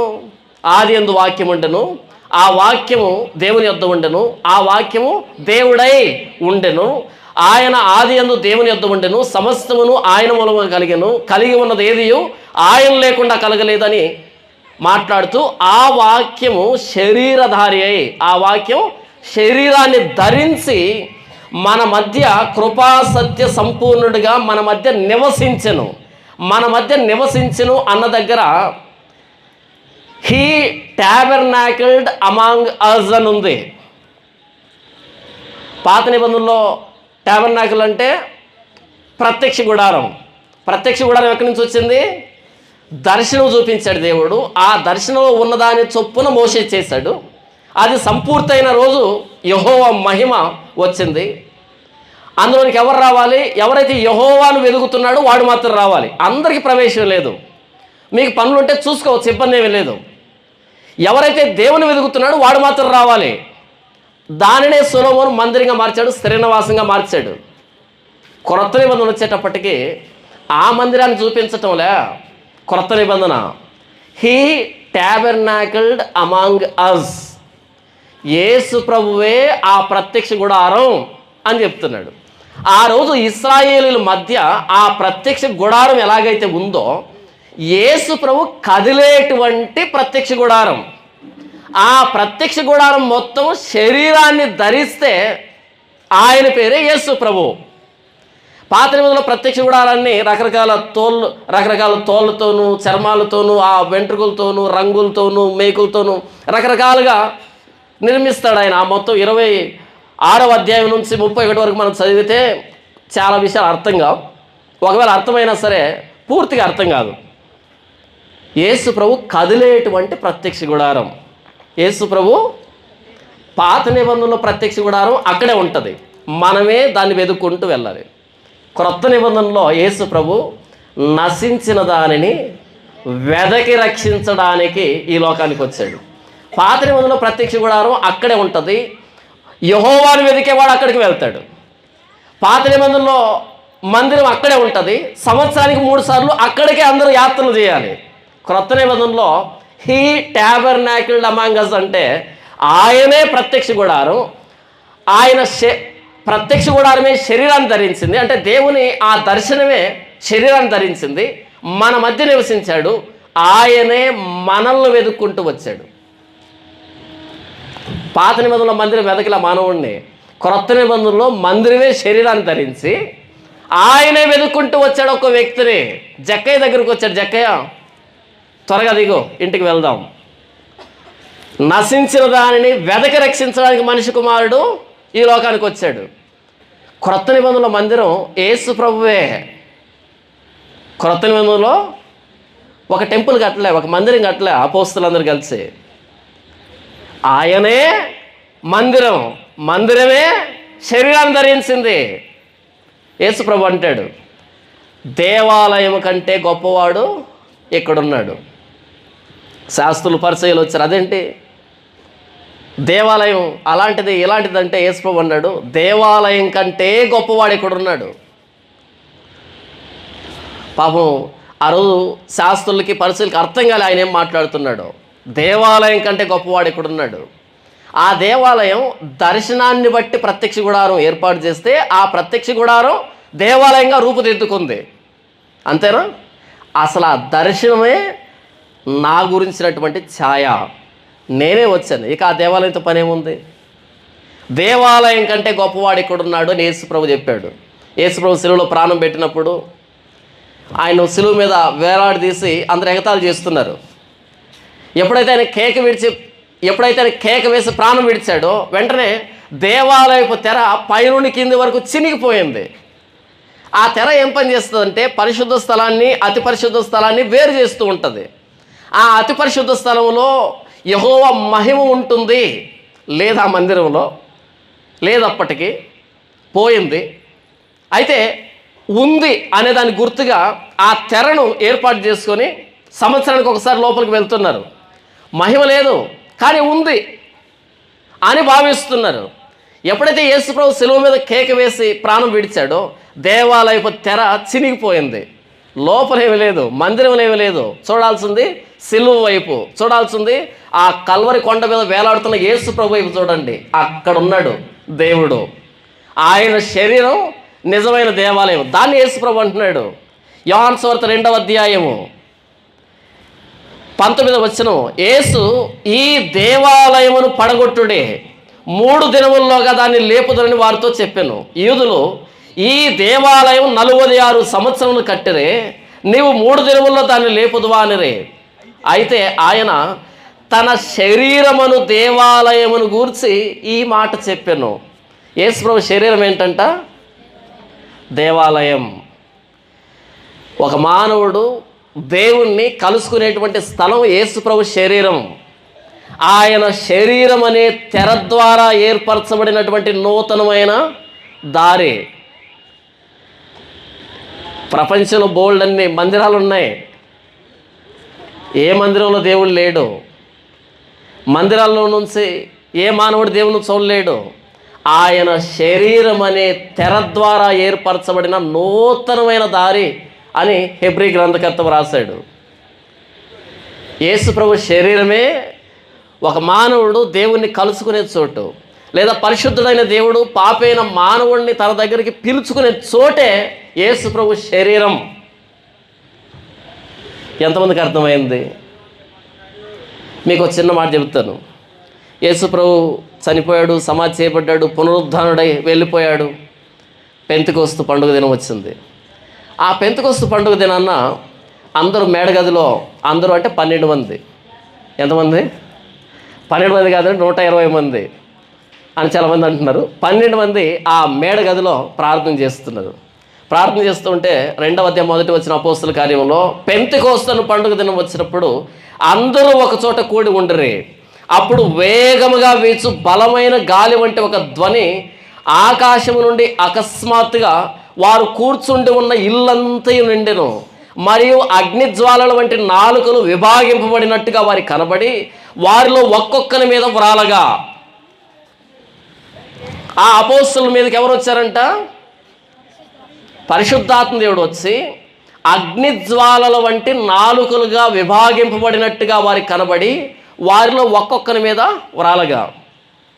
మోషే ఆ టెంట్ ఆఫ్ మీటింగ్, ఆ ప్రత్యక్ష గుడారం టెంపరీ మీటింగ్ ఉంది కదా, ఆ టెంట్ ఉంది కదా, అక్కడ ఆ గుడారం మీద కనిపిస్తున్నప్పుడు అందరూ చూశారు అని ఉంది. తర్వాత అదే ప్రత్యక్ష గుడారం అయింది, దాని మీదకి దేవుని మహిమ వచ్చింది. తర్వాత అదే మందిరం అయింది, దాని మీదకి దేవుని మహిమ వచ్చింది. తర్వాత మందిరాల్లో కనబడలే. ఇక్కడ 12 మంది కూర్చొని ఉన్నారు. బలమైన గాలి వంటి శబ్దం వచ్చింది. నాలుకల్లాగా, అగ్ని నాలుకల్లాగా విభాగించబడినట్టు వారిలో ఒక్కొక్కరి మీద వ్రాలగా. మందిరం ఎక్కడి దాకా వచ్చింది? గుడారం పోయింది, ప్రత్యక్ష గుడారం పోయింది, దేవాలయం పోయింది. ఇప్పుడు ఎవరు దేవాలయాలుగా మార్చబడ్డారు? అదే యెరూషలేములో మందిరం ఉంది. ఆ మందిరం మీదకి రాలే ఆయన మహిమ. ఆ 12 మంది మీద ఒక్కొక్కరి మీద వ్రాలింది. 12 దేవాలయాలు వచ్చాయి. ఇప్పుడు యెరూషలేములో ఉన్న మందిరం ఆ తెర చిరిగినప్పుడే అయిపోయింది. అనవసరంగా వీళ్ళు అక్కడ రకరకాల కార్యక్రమాలు చేస్తున్నారు తప్ప పోయింది, చెల్లుబాటు అయిపోయింది. ఇప్పుడు మందిరం ఎక్కడికి వచ్చింది? ఈ 12 మంది మీదకి వచ్చింది. 12 మందిరాలు, 12 ప్రత్యక్ష గుడారాలు. ఇప్పుడు వారికి వాక్శక్తి అనుగ్రహించిన కొలది అన్య భాషలతో మాట్లాడుతున్న మందిరాలు. ప్రత్యక్ష గుడారం మాట్లాడలే, దేవాలయం మాట్లాడలే. దేవాలయం లోపల మోషే పట్టుకుని వచ్చాడే రాతి పలకలు, దేవుని చేతి వ్రాత ఉంది, ఆ పలకలు ఉన్నాయి అంతే. ఆ ప్రత్యక్ష గుడారంలో కూడా, ఆ మందసంలో కూడా పలకలు ఉన్నాయి అంతే, మాట్లాడవే. ఇప్పుడు ఈ 12 మందిరాలు మాట్లాడతాయి. వాక్శక్తి అనుగ్రహించిన కొలది మాట్లాడసాగిరి. మాట్లాడే మందిరాలు. ఏం మాట్లాడుతున్నాయి ఆ మందిరాలు? ఆ 12 మంది. ఇంతకు అర్థమైంది నేను చెప్పిన పోలిక? దేవుని మహిమ ఆ రోజు ప్రత్యక్ష గుడారం మీదకి వచ్చింది, దేవుని మహిమ దేవుని మందిరం మీదకి వచ్చింది. అక్కడ ఆగిపోయిన దేవుని మహిమ ఈ 12 మంది మీదకి వచ్చి ఒక్కొక్కరి మీద వ్రాలింది, అగ్ని నాలుకలుగా విభాగించబడినట్టుగా. అలా దేవుని మహిమ వచ్చినప్పుడు, పరిశుద్ధాత్మ దేవుడు వచ్చినప్పుడు వారు మాట్లాడసాగిరి. ఏం మాట్లాడారు? ఈరోజు మనోళ్ళు మాట్లాడుతుంటే ఏం అర్థం కావటంలే. లబలబా, డబడబా, రబా, షబా, గెబా అంటున్నారు. పాపం వాళ్ళకు కూడా అర్థం కాదు. కొండ గొర్రెలు చేసేటువంటి భాషలు ఇవన్నీ. కానీ ఆ 12 మందిరాలు ఏం మాట్లాడుతున్నాయి? ఆ 12 ప్రత్యక్ష గుడారాలు ఏం మాట్లాడుతున్నాయంటే చూడండి, 6వ వచనం 5వ వచనం నుంచి, ఆ కాలమున ఆకాశము క్రింద నుండి ప్రతి జనములో నుండి వచ్చిన భక్తిగల యూదులు యెరూషలేములో కాపురం ఉండరి. ఈ శబ్దము కలుగగా జనులు గుంపులుగా కూడి వచ్చి ప్రతి మనుషుడు తన స్వభాషతో వారు మాట్లాడటం విని కలవరపడిరే. అంతటా అందరూ విభ్రాంతి ఉంది, ఆశ్చర్యపడి, ఇదిగో మాట్లాడుతున్న వీరందరూ గలిలయులు కారా? మనలో ప్రతివాడు తాను పుట్టిన దేశ భాషతో వీరు మాట్లాడటం మనం వినుచున్నామే అని మాట్లాడుతూ 12వ వచనంలో 11వ వచనంలో క్రేతీయులు, అరబీయులు మొదలైన మనం అందరము వీరు మన భాషలతో దేవుని గొప్ప కార్యములను వివరించుట వినుచున్నామని చెప్పుకొనిరే. ఆ 12 దేవాలయాలు దేని గురించి మాట్లాడుతున్నాయంట? దేవుని గొప్ప కార్యాలను గురించి మాట్లాడుతున్నారు. ఏం మాట్లాడుతున్నారు? దేవుని గొప్ప కార్యాల గురించి మాట్లాడుతున్నారు. ఇంతగా దేవుని గొప్ప కార్యాలు ఏంటి? 22వ వచనం, ఇశ్రాయేలు వారలారా ఈ మాటలు వినుడి. దేవుడు నజరేయుడగు యేసు చేత అద్భుతములను మహత్కార్యములను సూచక్రియలను మీ మధ్య చేయించి ఆయనను తన వలన మెప్పు పొందిన వానిగా మీకు కనబరిచను, ఇది మీరే ఎరుగుదురు. దేవుడు నిశ్చయించిన సంకల్పమును ఆయన భవిష్యత్ జ్ఞానమును అనుసరించి అప్పగించబడిన ఈయనను మీరు దుష్టుల చేత సిలువ వేసి చంపించుతరే. మరణము ఆయనను బంధించి ఉంచుట అసాధ్యము కనుక దేవుడు మరణ వేదనను తొలగించి ఆయనను లేపెను. ఎక్కడి దాకా వచ్చింది? యేసు ప్రభు మరణ సమాధి పునరుద్ధానాల గురించి మాట్లాడుతున్నా. ఇది దేవుని గొప్ప కార్యం అంటే. మరణము ఆయనను బంధించి ఉంచుట అసాధ్యము కనుక దేవుడు మరణ వేదనను తొలగించి ఆయన లేపాడు. ఇది అసాధ్యం అంటే, ఇది గొప్ప కార్యం అంటే. దేవుని గొప్ప కార్యం వివరించారు. అలా వివరిస్తూ 36వ వచనంలో మీరు సిలువ వేసిన ఈ యేసునే దేవుడు ప్రభువుగాను క్రీస్తుగా నియమించను, ఇది ఇశ్రాయేలు వంశమంతయు రూఢిగా తెలుసుకున్న వలనని చెప్పాను. వెంటనే వాళ్ళు మేమేం చేయాలని అడిగారు. వెంటనే మీరు యేసుక్రీస్తు నామములో బాప్తీసం పొందాలి, మారుమనసు పొంది పాప క్షమాపణ కోసం బాప్తీసం తీసుకున్నారు, సంఘముగా ఏర్పడ్డారు. ఈ 12 మందిరాలు మరో 3000 మందిరాలని తయారు చేశాయి.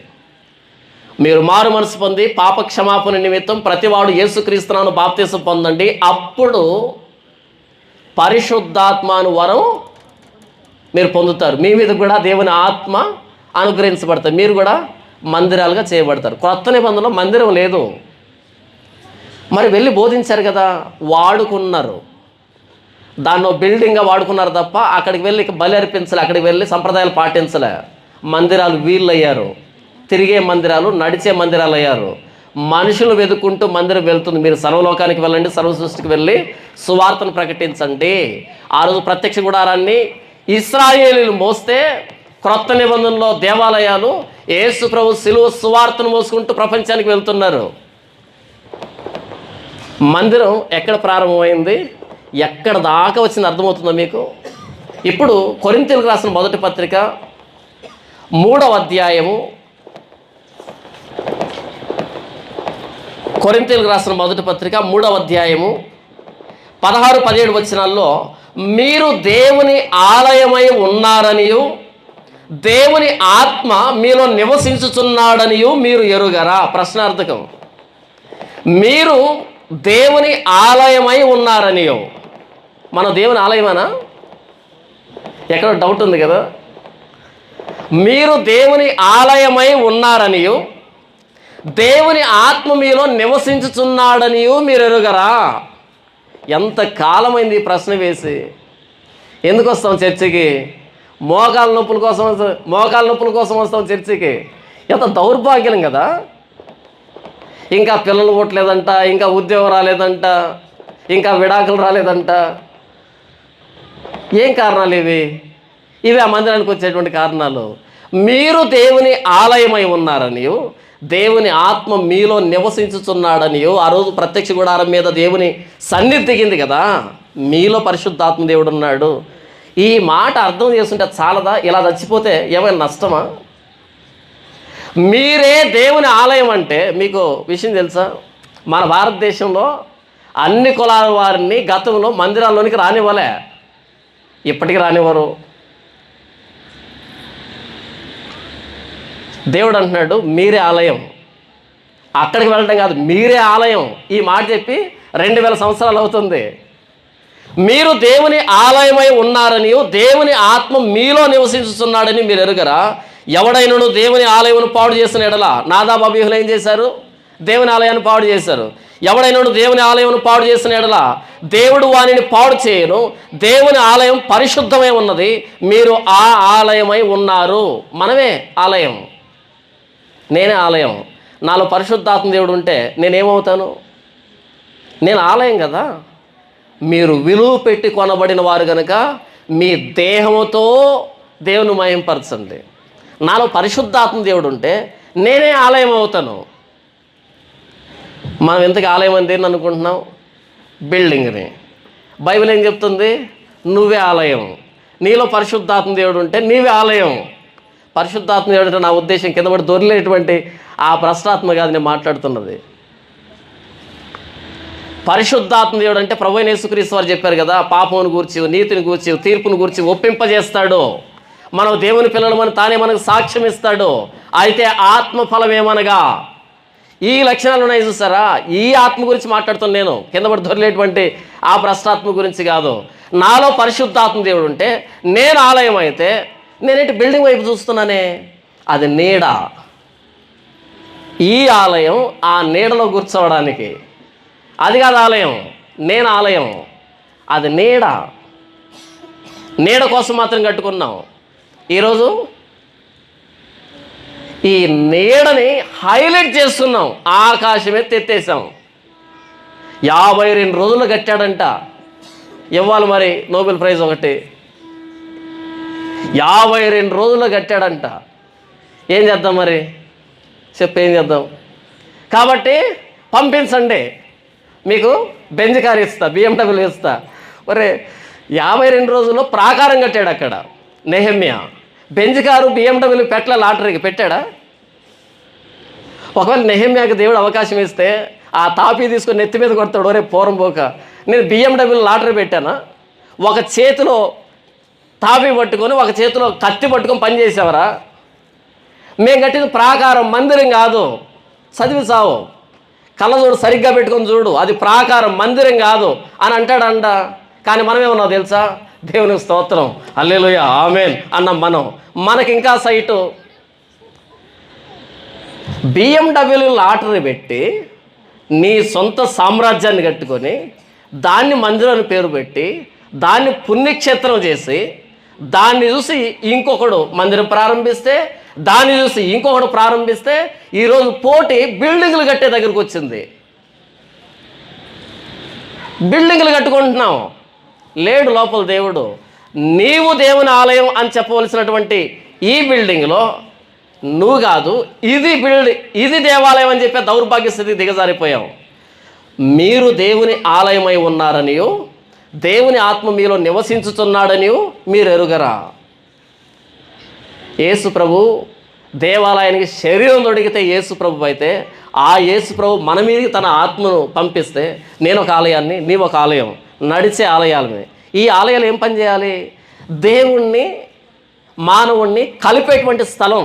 దేవుడు మానవుడితో మాట్లాడే స్థలం, మానవుడు దేవునితో మాట్లాడే స్థలం దేవాలయం కదా. మరి మనం ఒక వ్యక్తి దగ్గరికి వెళ్ళి మాట్లాడుతున్నామంటే దేవుని గొప్ప కార్యాలు కదా వివరించబడాల్సి ఉంది. ప్రభువైన యేసుక్రీస్తు వారి మరణ, సమాధి, పునరుద్ధానాలు కదా వివరించబడాల్సి ఉంది.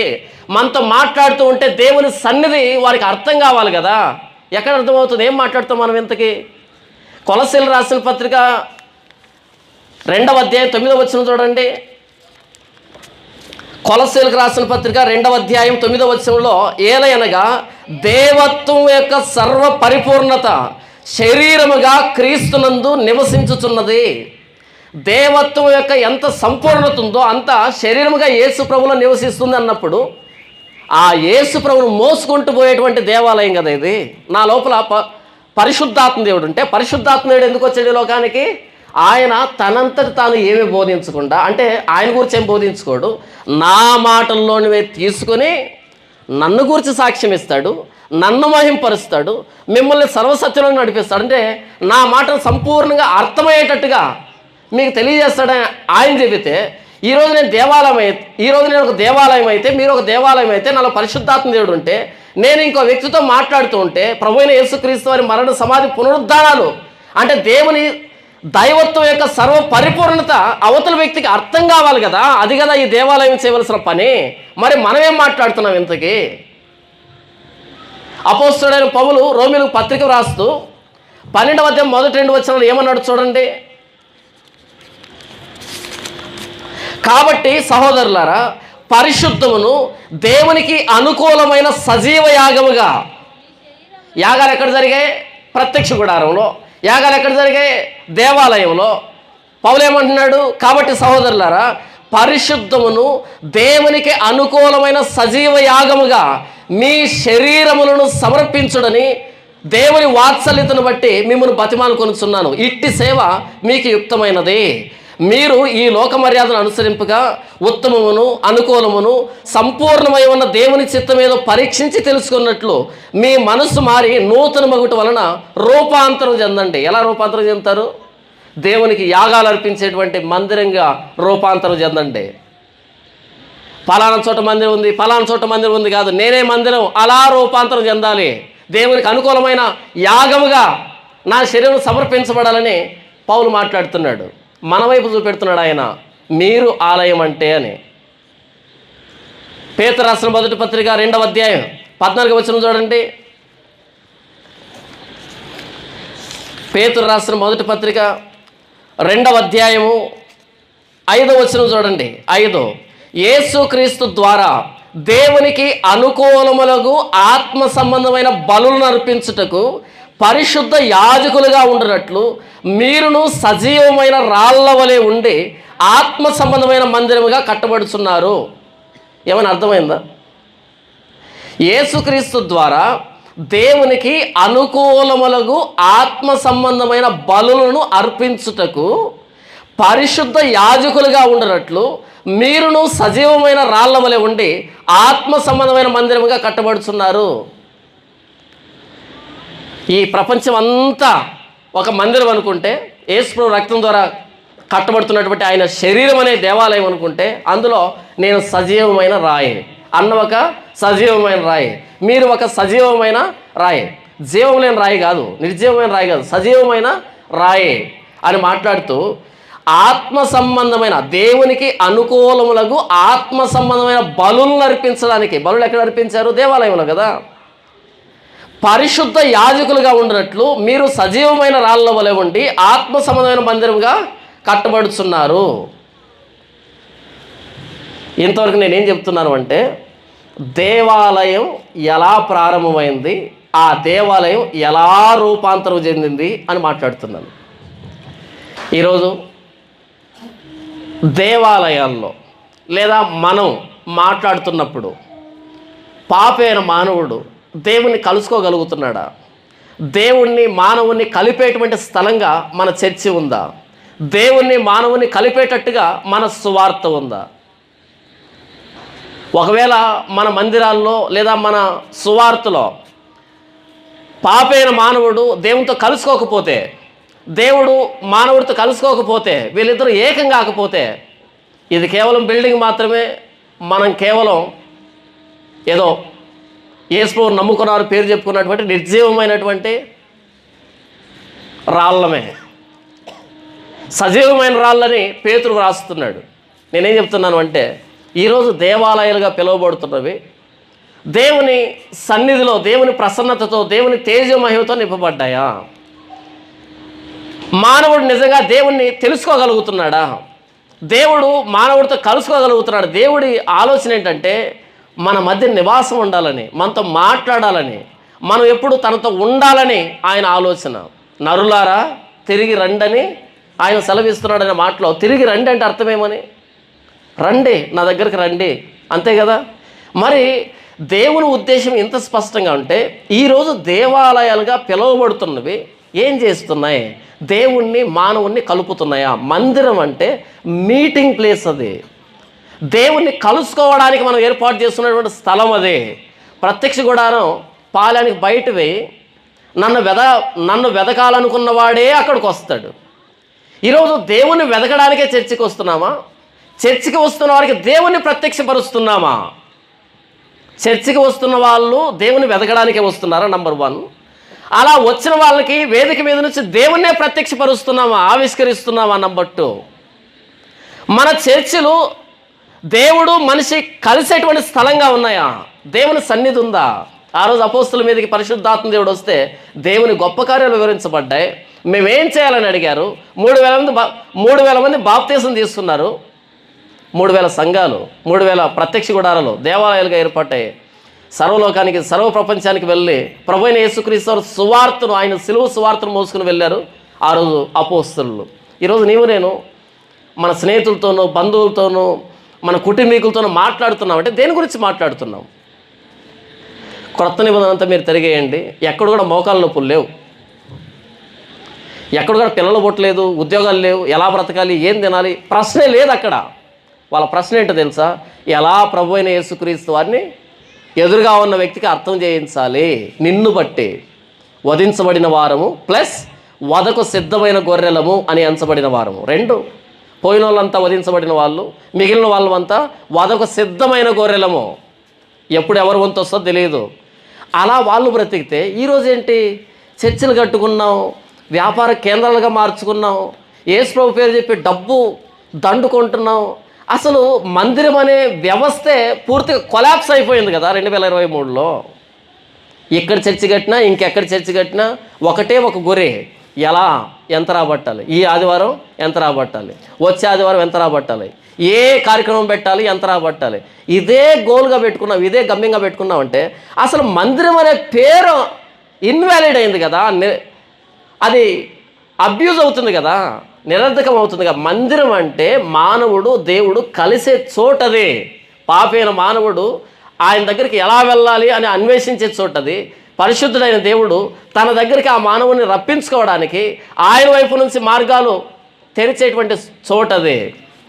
ఆ మీటింగ్ని ఏర్పాటు చేయడానికే ఒక సేవకుని దేవుడు ఏర్పాటు చేశాడు. ఇటు మానవుడు దేవుడు ఇద్దరు కలుసుకోవడానికి, ఆయన గురించి ఈయనకు, ఈయన గురించి ఆయనకు వివరించడానికే సేవకుడు కాపరి తప్ప యేసుప్రభు పేరు చెప్పుకొని, దేవుని పేరు చెప్పుకొని డబ్బులు సంపాదించుకోవడానికి కాదు. ఇక్కడ ఒంగోలులో God follower church, Jesus Christ church అనేటువంటి ఇది నిజంగా దేవుణ్ణి మానవుణ్ణి కలిపేటువంటి, సమావేశం చేసేటువంటి స్థలంగా ఉందా? లేకపోతే అన్ని సంఘాలలాగే, అన్ని చర్చిల్లాగే ఇది కూడా ఒక చర్చ్ అయిపోయిందా? ఇది పెద్ద ప్రశ్న మనం వేసుకోవాల్సి ఉంది. ఇంతవరకు నేను ఏం చెప్పాను అంటే, మందిరం అనే దాని మూలాలు, ఆ వేర్లు ఎక్కడి నుంచి ఉన్నాయి అనే దానికి చెప్పాను. మందిరం అంటే దేవుడు మానవుడితో కలిసేటువంటి చోటు, దేవుడు మానవునితో ముచ్చటించేటువంటి చోటు, దేవుడు తన సన్నిధిని ఈ భూమి మీద నిలిపినటువంటి చోటు. అక్కడికి ఎలా రావాలి అంటే, నీవు దేవుని మందిరానికి వెళ్ళినప్పుడు నీ ప్రవర్తన సరిగ్గా జాగ్రత్తగా చూసుకుంటూ అక్కడికి రావాలి. నిజంగా దేవుని వెదికేవాడే చర్చికి వస్తున్నాడా? చర్చికి వచ్చిన వాడికి దేవుని నిజంగా ఆయన తను ఎలా బయలుపరుచుకున్నాడో అలాగే ఆవిష్కరిస్తున్నాము వేదిక మీద నుంచి. ఈ రెండు కాకుండా మూడవ ఉద్దేశం ఏదైనా ఉంటే అది నిజంగా అబ్యూజ్ చేసినట్టే, దేవుని మందిరాన్ని మనం ఎగతాళి చేసినట్టే.